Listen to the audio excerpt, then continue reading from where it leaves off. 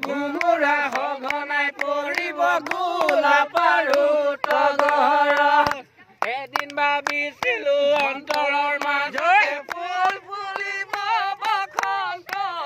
কলিয়া ঘুমুৰা সঘনাই পৰিব গোলাপাৰো তগৰ ৰসকিয়ৈ নাচনী মুখত নুমিঠা